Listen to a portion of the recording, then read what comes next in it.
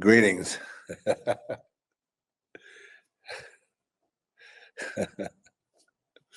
uh, okay, so this next chapter, chapter 6, is it's about really beings from the other side dictating how we humans live. In particular, Heinrich, who wants to be like them, who wants to break through to the other side, and yet understands that really, I guess what it comes down to is, the only way to be like them is to not be him. But he has to be him in order to get the glory that he needs and the respect because he feels like he's been dissed.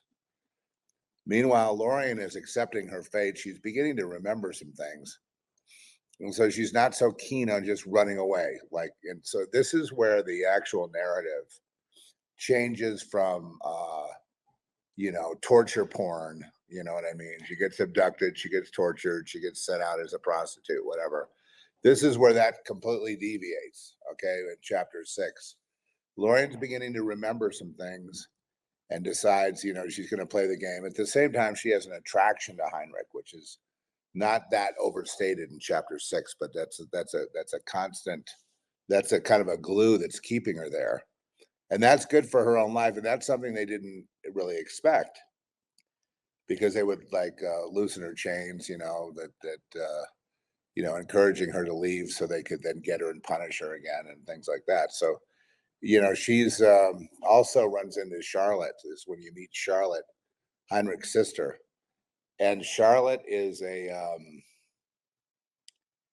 is posing as a Sophia doll to get the confidence of Lorien, to get Lorien to say things. But Lorien, she doesn't really remember, for example, knowing martial arts, knowing, knowing weapons, military training, being an assassin, being a sniper, things like that. She doesn't remember any of those things. It's like a blank, but it's there, kind of bubbling to the surface. And so as she's remembering, she's deciding to kind of stand down because I think it's more clear to Lorien, and this is speculation on the reader's part. It's more clear to Lorien that there's something afoot here than it is to Heinrich, who's just kind of barreling ahead with his cocaine and vodka and aquavelva. And the aquavelva is a quantum, causes a quantum break into other dimensions. And so he's doing that at the same time he's devising a new program for this Sophia. And as it turns out, Lorien would be a special, like a 2.0 Sophia doll. And under, of course, Heinrich's control and thereby Misha's control as well.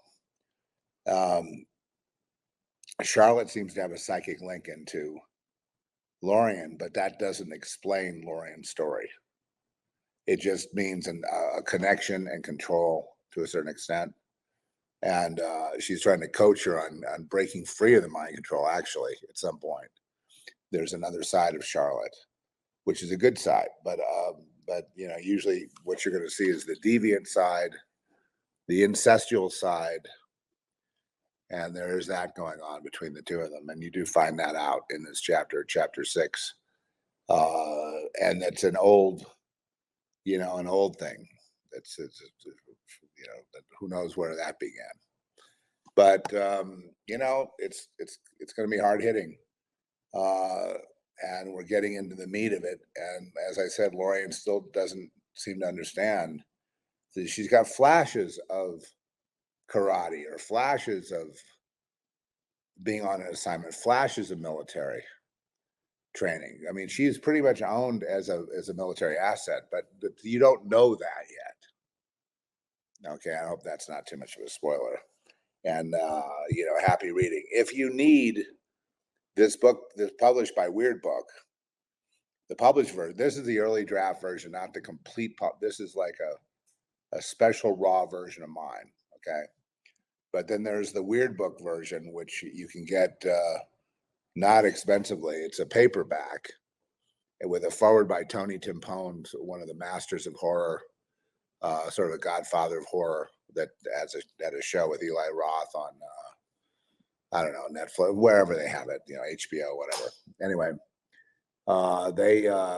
he's been like, a big time editor at Fangoria. He's been a big horror guy, and he wrote a really nice review, and so we decided to put that in the beginning, and gives you a little bit of an idea about me. Another announcement for me is my restored film Angels Tide, which is, and you're getting this news first,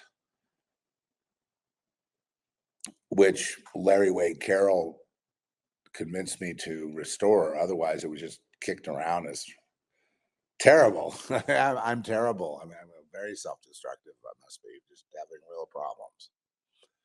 But some 30 years later, and it just got accepted into Los Angeles Independent Film Festival, where I believe that will be a premiere of the restored version.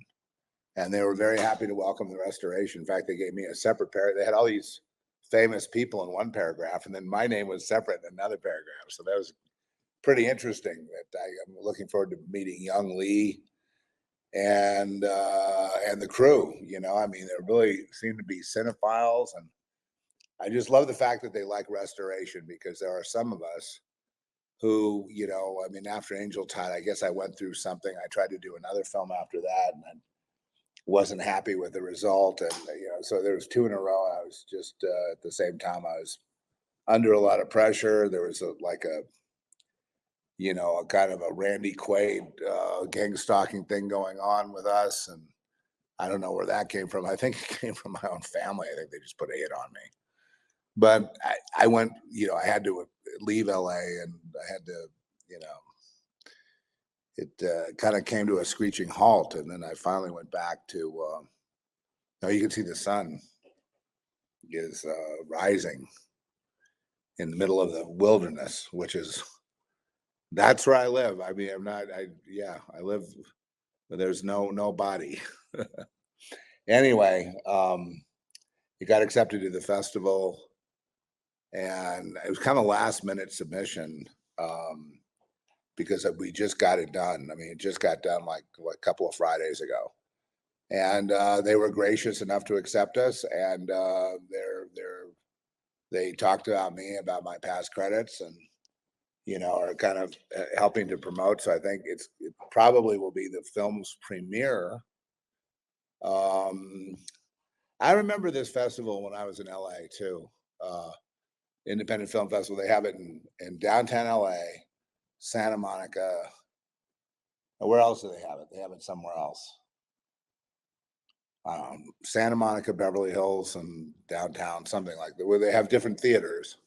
I think this time it's all going to be downtown at the LA Live complex, which is a big giant complex, and hotels and this and that and the other thing, and big theaters. It's the biggest of the Regal chain. It's Regal's premier venue, so it'll be shown on a really big screen.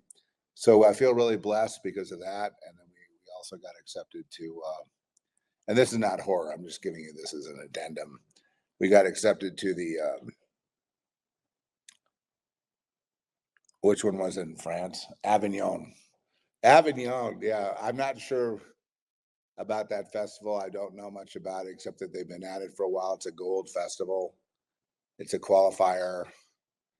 And Avignon is in the south of France, and I've written a book that has Avignon in it. The Duke of Avignon is in there, and I wonder if I'll ever publish that book. It's called The Great Fear, and maybe I will. But the Angel's Tide is not horror, but it is about death, and it was my debut as a director. It was going to be my actual debut, going from just being a writer. There's nothing wrong with being a writer. You can be a writer, and that's fine. But I wanted to direct also. Eventually, I did, and so this was my first time, and I definitely got my head handed to me.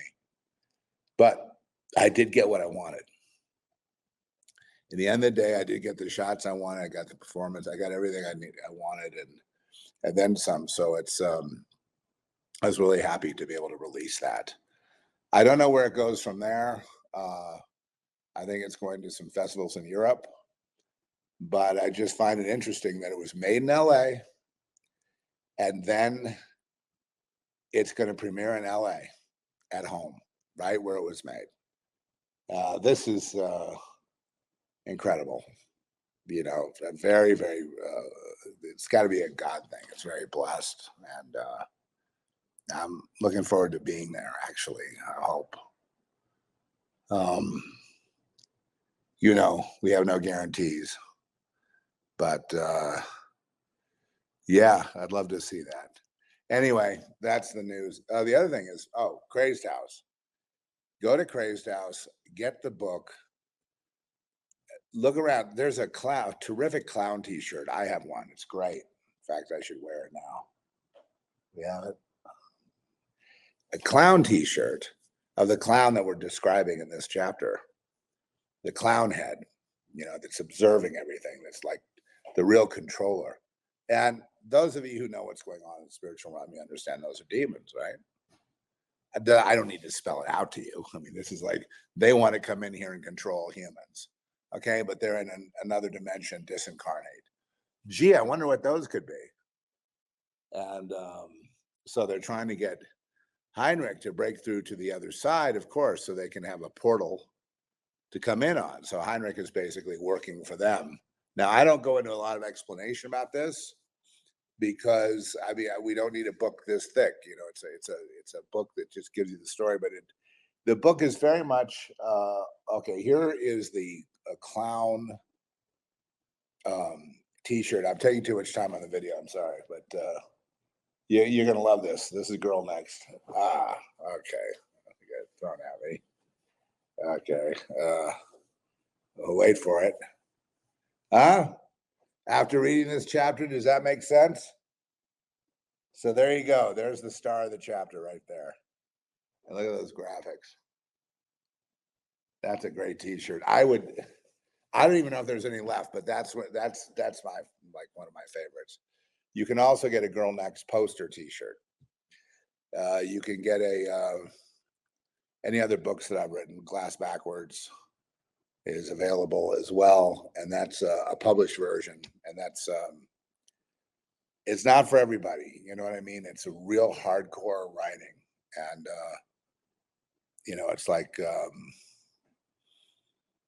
it's not for the faint of heart. So we don't really push it that much because we're probably going to end up wanting to